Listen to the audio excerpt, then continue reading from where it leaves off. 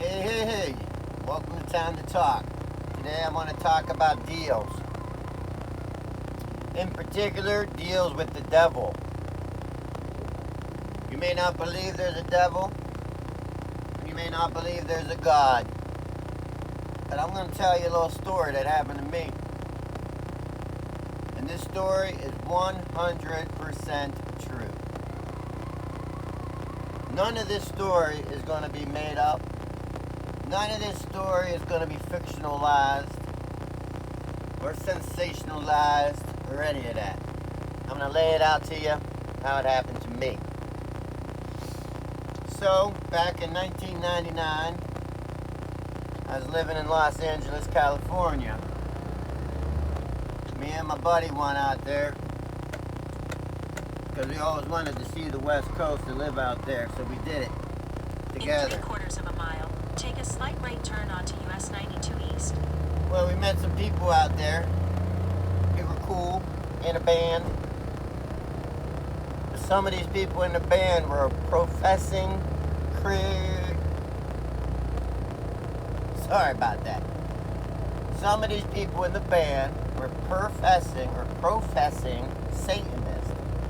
They were Satanists, long story short. And these people in this band, even though they were young, in their 20s, they weren't just kids fooling around. These people were serious about their religion. I myself at the time Use the right lane to take a slight right turn onto US 92 East. didn't care about religion either way. I didn't believe in a heaven, a hell, a God, or a devil. I thought I was the center. I'm not going to digress on that.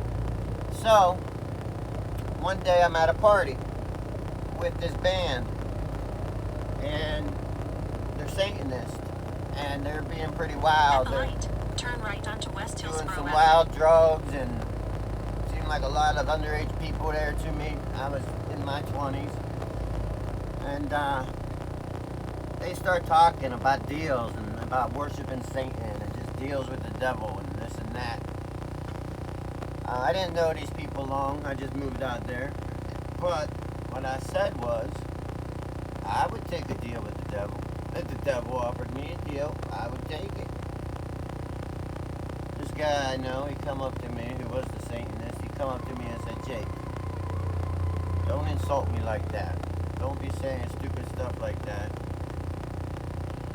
You know, I'm a Satan worshiper, and I follow Satan.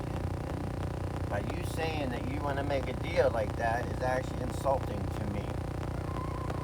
So I told him, I won't use his name, but I said, hey, let's just call him Jesse. Hey, Jesse, I'm not trying to insult you. I'm serious.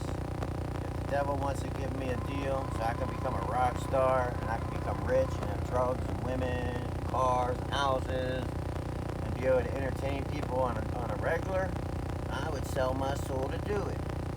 And he's like, I'm serious. Don't even talk like that unless you're serious. And I made the mistake. Well, at the time I didn't know. But I said, I'm serious.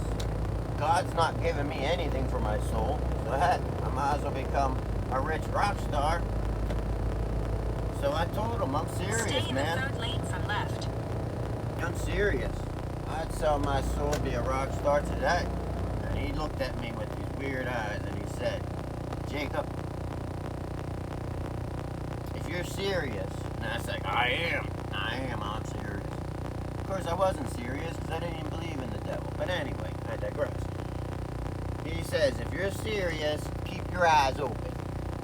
Keep your eyes open and you will see, is what he tells me. So, I didn't think nothing of it. Some stupid Satanist at a party with a bunch of drunk people. So, I leave the party, I go on my merry way like nothing, you know? Nothing at all. A week or two passed by. I decide to go get a haircut. So I'm at the barber shop waiting for my turn to get this haircut. And I decided to look through one of those magazines that you see there. And I did. I picked it up. I don't remember what magazine. could have been a Rolling Stones, could have been a Popular Mechanics. I don't know. I honestly don't know what magazine I picked up at the time, because the magazine wasn't as important. In that magazine, and I can't remember if it was actually stapled in there or if it was loose leaf, but in that magazine there was a triple fold out page, folded out 3 times, and when you unfolded it, Turn left onto North lo and Lincoln behold, Avenue, then turn right into the it parking was a lot. contract from the devil for my soul to become a rich rock star. Now, it wasn't all old and creepy looking. It was on brand new paper, the same type of paper that the magazine was printed on, that waxy good stuff. The letterings weren't in blood or handwritten. A lot of it was typed, big print, little print. And it said, "We hear that you would like to sell your soul for fame and fortune, to be a rock star and have women and drugs and houses and cars and entertain everybody all the time." And I was like, wow, yeah, I would do that. I wasn't even thinking about the guy that told me to keep my eyes open. I just thought this was like some goofy thing in the magazine, some joke in the magazine, you know? So I read the whole thing. Three pages. Pull out for 3 pages. I read the whole thing, and in it, it says, "You will definitely become rich and famous, but this will not ward against one-hit wonders. You may just become a one-hit wonder, but you will guaranteed be rich. You will guaranteed have all the drugs and money and women that you would ever want. All I want is your immortal soul." And I was like, wow, this is wild, you know? And on the bottom, there's a big X. Sign here if you agree. I thought about it for a minute, and I was raised Catholic loosely, so I was taught not to even play around with stuff like that. So even though I didn't believe it was real, your destination. I didn't believe it was real, but I was like, just in case, I'm not messing with this, you know? Just in case, I'm not gonna mess with it. So then I looked a little closer, and there's another X under the one that was there that where you'd assign to take the deal. But this X said, "If you do not want to take the deal, sign on this X," so Satan knows that you don't want the deal. So I looked down to what I believed hell would be, and I said, "Ha ha! Arrived. That's just like you, Satan, to have me put my name on a piece of paper anyway." Next thing you know, the little X's and the lines switched places, and I sold my soul to the devil on accident. So I was like, no way. I'm not even putting my name on the paper at all. So I didn't do it. Didn't put my name on it. Well, under those 2 X's was some super fine print. And what the super fine print said was, if you do not fill out this paper, if you do not sign this paper either way, yes or no, if you don't sign it, Satan will not know your intention, blah blah blah, and you will be visited. But then it went on to say, you will not be visited by Satan himself, but you will be visited by one of his minions. One of his minions are going to come and visit you, because Satan himself is far too busy to be visiting every Tom, Dick, and Harry who says they want to sell their soul to him. So you won't be visited by the man, but you will be visited by one of his minions. Honestly, I didn't think nothing of it. Still, didn't even click that I talked to a Satanist earlier.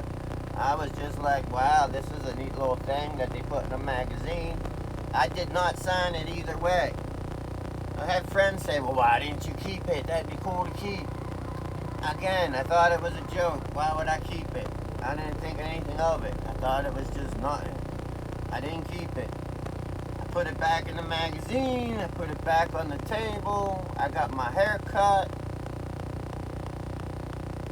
Next thing I know, everything, life normal. Normal as can be, normal life.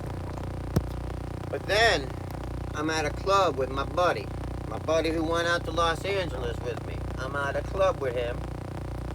And it's an open mic night. But they have a band up there playing instead of karaoke. It's like a band playing. And you get up there and do karaoke. Well, this band's jamming along, and my friend's like, man, I'm going to go up and sing a song. I was like, that's cool, go do it, bro.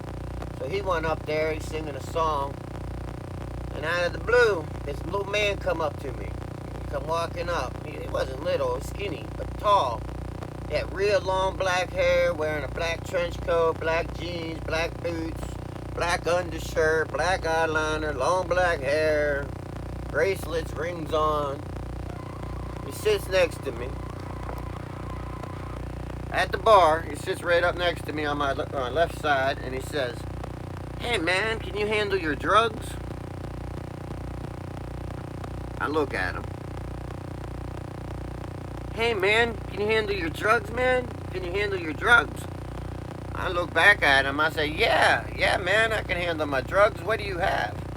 And he said, whoa, wait a minute. No man, we just want to make sure that you don't die on us in a few months or in a year or two. You know, if you sign that contract and you become a rich rock star, we want you to last, you know. We want you to get your end of the deal fulfilled. And it still didn't dawn on me. I thought this was just like a record exec or something. Still, never even dawned on me about singing in Devil's Night. I'm looking at the guy, I'm like, what's up now? He's like, I got a limousine outside. I got girls, I got money, I got the works. We want you to sign a contract to become a rock star. Didn't mention nothing about soul, nothing about devil here. And I was like, hey, yeah, I'll take it. I wanna do that. I sign up. Where's the dotted line at? Where's the pen? Where's the contract? And he said, all right, cool. But first, I gotta sing you a song. Listen to this song. And he got up on stage, and the band started playing. My buddy is off the stage at this time. He's walking over to me, a big crowd of people at the bar, and this guy starts singing a song. And I don't know, something in that song made me realize this is a damn minion from Satan.